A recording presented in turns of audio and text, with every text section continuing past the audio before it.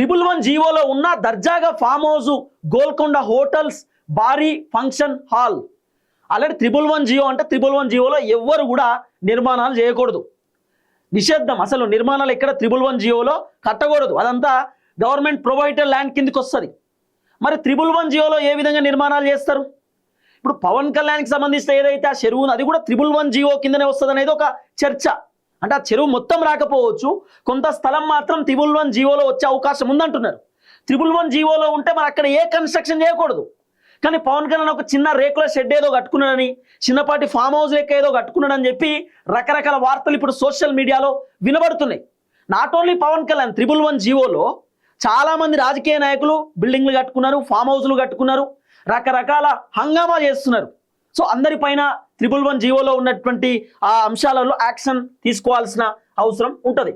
ఆ తర్వాత 10 ఏళ్ల ముందు నుంచే ఆ చెరువుపై కన్ను. ఎవరి కన్ను? పవన్ కళ్యాణ్ కన్నట.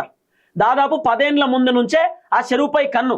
2002 నుంచి అక్కడ ఉన్న కోడి చెరువుపై పవన్ కళ్యాణ్ కన్ను పడిందని టాకట. 2002 నుంచే అక్కడ ఉన్నటువంటి కోడి చెరువుపై పవన్ కళ్యాణ్ కన్ను పడిందని టాక్ ఉన్నదట. తన ఫామ్ హౌస్ నుంచి చూస్తే నేరుగా చెరువు అందంగా కనిపించేది. పవన్ కళ్యాణ్ ఫామ్ హౌస్ నుండి చూస్తే కోడి చెరువు పవన్ కళ్యాణ్కి అందంగా కనిపించేదట. ఇక ఆ కోడి చెరువుని ఎట్టి పరిస్థితుల్లో మాయం చేయాలనేటటువంటి ప్లానింగ్లో పవన్ కళ్యాణ్ ఉంటుండే అనేది ఒక చర్చ.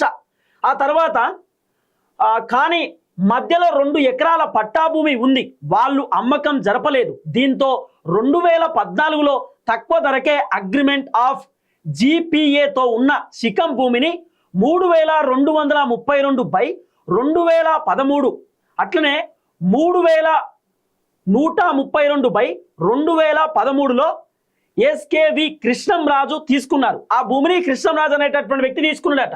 దాదాపు 2 ఎకరాల పట్టా భూమి ఉందట, వాళ్ళు అమ్మలేదట. అమ్మకపోతే ఇక కొన్ని ఏదైతే నేను చెప్పిన సర్వే నెంబర్ల ప్రకారం ఆ సర్వే నెంబర్లతోటి ఎవరు ఆయన ఏఎస్కేవి కృష్ణంరాజు అనేటటువంటి వ్యక్తి ఆ ల్యాండ్ను కొనుగోలు చేసిండట. ఫస్ట్లో కొనుగోలు చేస్తే అదే అదునుగా తెలంగాణ వచ్చిన బాధలో ఉపాసం ఉన్న పవన్ కళ్యాణ్ 2014లో డాక్యుమెంట్ నెంబర్ 3213 ద్వారా 3213 ద్వారా కొనుగోలు చేశారట. అంటే ఫస్ట్ కృష్ణంరాజు అనేటటువంటి వ్యక్తి ఆ ల్యాండ్ని తీసుకున్నాడు.